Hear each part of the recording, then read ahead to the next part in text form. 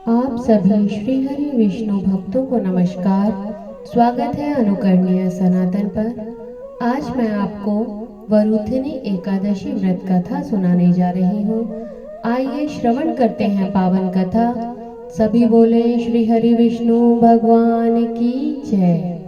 श्रीमन नारायण नारायण हरि हरि, भजमन नारायण नारायण हरि हरि। धर्मराज युधिष्ठिर बोले, हे भगवान, मैं आपको नमस्कार करता हूँ। आपने चैत्र मास के शुक्ल पक्ष की एकादशी अर्थात कामदा एकादशी के बारे में विस्तार पूर्वक बतलाया।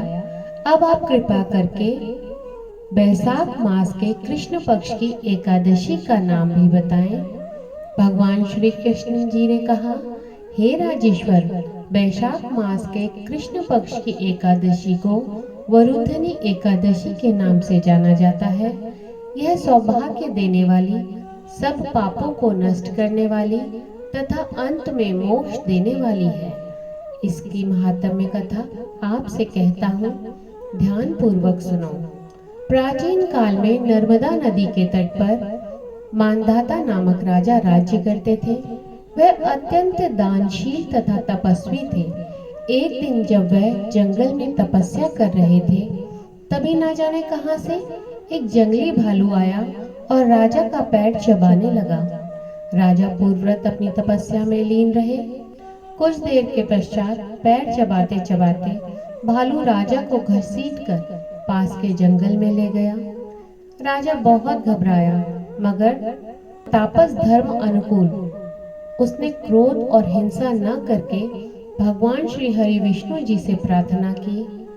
करुण भाव से भगवान विष्णु जी को पुकारा।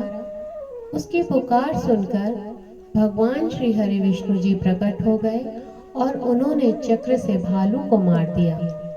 राजा का पैर भालू पहले ही खा चुका था।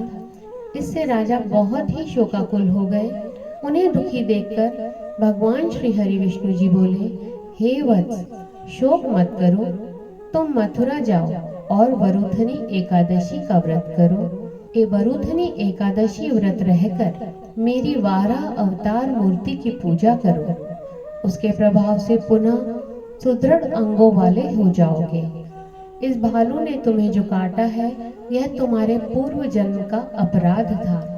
भगवान की आज्ञा मानकर राजा मानधाता ने मथुरा जाकर श्रद्धा पूर्वक वरुधनी एकादशी का व्रत किया। इसके प्रभाव से राजा शीघ्र ही पुनः सुंदर और संपूर्ण अंगों वाला बन गया। इसी एकादशी के प्रभाव से राजा मानधाता स्वर्ग गए और जो भी व्यक्ति भय से पीड़ित है, उसे वरुधनी एकादशी का व्रत रखकर भगवान श्री हरि विष्णु जी का स्मरण करना चाहिए। इस व्रत को करने से समस्त पाप नष्ट होकर मोक्ष की प्राप्ति होती है। सभी बोले श्री हरि विष्णु भगवान की जय। श्रीमन नारायण नारायण हरि हरि, भजमन नारायण नारायण हरि हरि।